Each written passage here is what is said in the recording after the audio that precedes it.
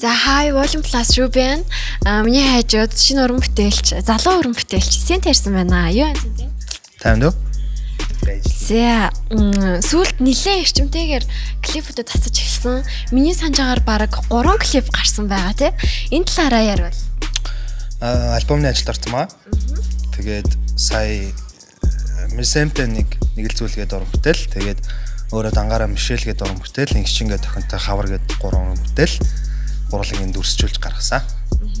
Ойрын хугацаанд хийх шинэ уран бүтээл байгаа юу? Дахиад шинэ клип хизээ гарах юу?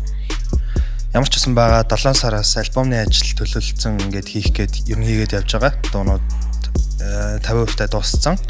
Тэгээ араас нь клипээ хийнэ. Месемтэй сайхан нэг л зүйл дууга хамтран гаргасан байсан те. Энэ талаараа сэтгэл хуваалцвал тэгээ дахиад уран бүтээл хамтарч гарах болов уу яах вэ? Месемтэй гаргана гэдэг юм бол болохгүй юм байхгүй. Тэгээд ямар ч гэсэн санал тавьсан дуртай гинэ. Баяртайгаар хүлээж аваад бит хоёр битэйгээ яриад гоё тэгээд дуугаа хийсэ. За дуулахаас гадна ямар ажлууд хийдэг юм аа син те? Ажлууд зураг авдаг, клип хийдэг. Гоё зураг дардаж те. Тийм. За Monster Production-ы ажлуудаас сонирхол бол. Monster Production social контентуудаа хийгээл артистуудаа продюсерлаад тэгэл байж л байгаа. Сүүлийн үед ямар ч одоо нэг нэвтрүүлгийн төлөвлөгөөний ажилд орсон явж байгаа. Өөр синтэгээр сайхан.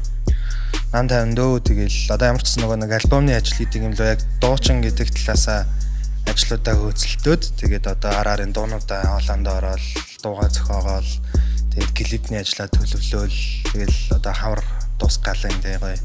Тэгээд 100 болно. Тэгэл ажлуудаа хийгээл. Тэгвэл баярлаа. Дуучин синтэдээ ингээд цааш уран бүтээлд амжилт хүсье. Volume Plus шүү баялаа. Баяр таа.